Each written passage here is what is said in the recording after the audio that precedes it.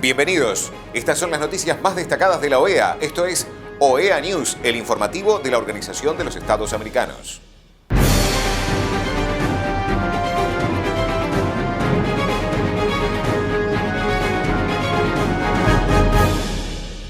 Es momento de compartir los títulos de las noticias más importantes que vamos a estar brindando a ustedes.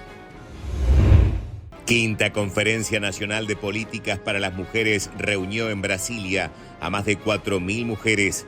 Curso Nacional de Bioseguridad y Biocustodia en el laboratorio organizado en Buenos Aires. 14º Simposio Anual de Comercio Global del Instituto de Liderazgo Hispano del Congreso. Consejo Permanente de la OEA conmemora el encuentro de dos mundos. La Quinta Conferencia Nacional de Políticas para las Mujeres reunió en Brasilia a más de 4.000 mujeres de todos los territorios, identidades y generaciones bajo el lema Más democracia, más igualdad, más conquistas para todas. La Comisión Interamericana de Mujeres de la OEA, a través de su secretaria ejecutiva Alejandra Mora Mora, estuvo presente en este histórico espacio de democracia participativa que celebra la fuerza y la diversidad de las mujeres brasileñas. Durante su intervención dijo que las mujeres sabemos dónde están los problemas y también conocemos las rutas de solución. Nuestra experiencia diaria, nuestra diversidad y nuestro liderazgo son la fuerza que permite imaginar políticas públicas que respondan a las realidades de cada territorio y que garanticen derechos para todas. Este proceso que Brasil ha impulsado es una buena práctica que debe inspirarnos en la ruta de construir igualdad desde el territorio y de forma colectiva, escuchando las voces de quienes viven ahí, expresó, y agradeció profundamente la oportunidad de haber estado en este diálogo y de aprender tantas lideresas que con su compromiso abren camino de igualdad. 30 profesionales de instituciones públicas y privadas relacionadas con las ciencias de la vida de Argentina, incluyendo universidades, hospitales, laboratorios y el sector veterinario, participaron del Curso Nacional de Bioseguridad y Biocustodia en el laboratorio organizado en Buenos Aires por la sección de Desarme y No Proliferación del Comité Interamericano contra el Terrorismo de la OEA y financiado por el Servicio Europeo de Acción Exterior. Este evento forma parte de la implementación de la segunda fase del proyecto financiado por la Unión Europea, denominado Fortalecimiento de la Bioseguridad y Biocustodia, en el cual Argentina participa junto a otros 10 estados de la región. El tema que hoy nos reúne, la bioseguridad y biocustodia, constituyen pilares fundamentales para garantizar que los avances científicos en el ámbito de las ciencias de la vida se desarrollen de manera segura y responsable. Soy Adriana. Trabajamos en diagnóstico e investigación de diferentes patógenos. Tenemos laboratorios de distintos niveles de contención. Soy CODT de la vacuna de la fiebre hemorrágica argentina. Trabajo con distintos patógenos y, muy contenta de estar acá.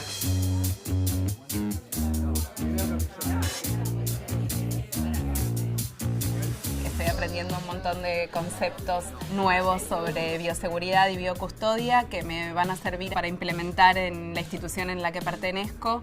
Me estoy llevando muchas ideas para aplicarlas no solo en mi hospital, sino también a nivel provincial. La idea es capacitar también allá a la gente del ministerio. Se sacan los guantes primero porque es lo que se considera lo más contaminado. Se decontamina, perfecto. ¿Después qué se hacía? Si ustedes ven una caja que dice sustancia infecciosa, ¿ustedes la van a robar? Bueno, vamos a hablar de las cabinas de bioseguridad, las cuales son una barrera de contención primaria. Hay 3 pilares para llevar adelante una gestión de riesgo por bioseguridad. Argentina se puede posicionar como un actor clave en esta temática, no solamente por los grandes científicos que forman parte de nuestro país, sino también porque regionalmente se ha posicionado con un desarrollo tecnológico que permite brindar cooperación y asistencia a países de la región. Es una gran oportunidad para aprender, crecer. Voy con muchos conocimientos nuevos y con muchas ganas de poder aplicarlo en donde estoy y en donde tenga alcance. Bueno, enriquecedora la experiencia y el grupo que se formó. El enfoque que le dieron, los juegos, lo atractivo que le hicieron, cada clase fue súper entretenida. Agradecerles de verdad esta oportunidad de haber estado acá. Muchísimas gracias a todos. Creo que este curso es la evidencia de todos los hitos que se van logrando, así que muchísimas gracias.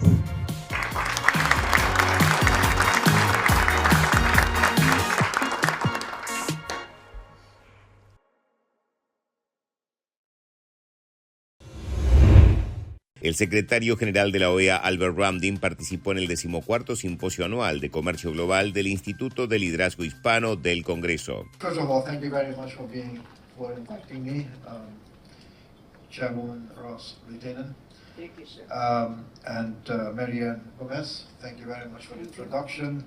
I'm happy to see Roger Noriega here as well, and Mr. Barat, your uncle. Is very supportive. Let me put it that way. Let me put it that way. My colleagues from the OES and all of you. I'm happy to see young people in the room. Majority. Somehow it's a bit separated. The young are that way. I don't know if it's left and right, but okay. I know I don't have half an hour, which I will need normally, but a couple of minutes. I want to put some highlights here. One is we live in a very challenging global context, in a different world. We all know that. It's regrettable on the one hand to have 2 open wars in 2 different places. Regrettable in the sense that the lives which are lost, also the way it happens, because in today's world we can see those happening in real time on our smartphones. So I hope that peace will prevail and that restraint will be demonstrated and that somehow the political leadership of the world, the larger countries, can find a way forward. It's not good for nobody in the world. Nobody. Yeah. It has an impact on our economies, it has an impact on social life, it has an impact on politics. But we have also very different hemisphere, Western hemisphere. Much more complicated, much more complex in the sense, the time that Roger and I served at the OES, some 15, 20 years ago, it was easier to manage, I think. We felt then it was complex. Today's world is doubly complex. But it's exciting. I'm upbeat. I laugh and I smile simply because I believe that better times can be achieved if we all work together. So I work with member states. I listen to member states. I hear them. We cannot do everything what member states want because our resources are not that large. We are working to get those resources up, but there's a lot that can be done in the Western Hemisphere. I'm not going to speak about the global scene and all the geopolitics, and some of it impacts us as well. But I think there are a couple of things I need to say. One, we have to believe in our Western Hemisphere, in the Americas. We have to believe in the region which is the safest in the sense of open conflicts for many, many decades. We don't have wars. It's a zone of peace, an hemisphere of peace. We want to keep it like that. So this is, again, asking countries who have issues with each other to be diplomatic, to negotiate, to consult. I was in Belize recently. There was an incident, and I was so pleased with the way both leaders from Guatemala and from Belize found a way to say, let's not focus on the incident itself, but let's focus on being wise and looking to the broader context of peace, stability, and negotiated settlement. That was on the border issue. There are many countries, Venezuela and Guyana, again, restraint is important. We don't need open conflicts. Now, why I say that? Simply because of this. And this is our vision for the OES. There are 2 agendas which we drive. One is a peace agenda, and the other one is a prosperity agenda. And those go to the heart of what the OES stands for. Democracy, human rights, economic development, and security. But it is about peace and prosperity. That is what the people of the Americas want. They're not interested in all the political gaming and the politics and so on. What they want is a secure environment to live in. They want a future for their children. They want a steady income. And they want to stay in their natural habitat where they used to live for many, many decades. Nobody wants to leave a place. Regretfully, it's not always like that. So, but I see opportunities. And why? Let me give you a figure here. Latin America and the Caribbean, we have almost 50 trade agreements signed among ourselves. also with partners outside the region in the past 15 years. That's a lot of arrangements made. But at the same time, the intra-regional trade within the Americas, and when I say Americas, I mean North America, Central America, South America, and the Caribbean. It only accounts for 15% of total trade. 15%, 1-5.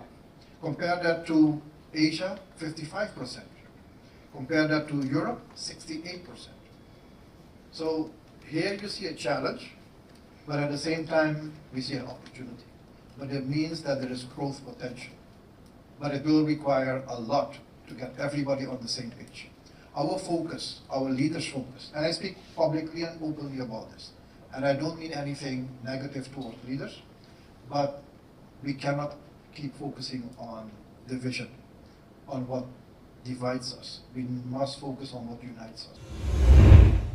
El Consejo Permanente de la Organización de los Estados Americanos celebrará una reunión extraordinaria el viernes en el Salón Simón Bolívar, en la sede de la OEA en Washington, D.C., para conmemorar el encuentro de dos mundos. Estas han sido las noticias más relevantes de la OEA, la Organización de los Estados Americanos. Esto ha sido OEA News. Nos reencontramos en la próxima jornada.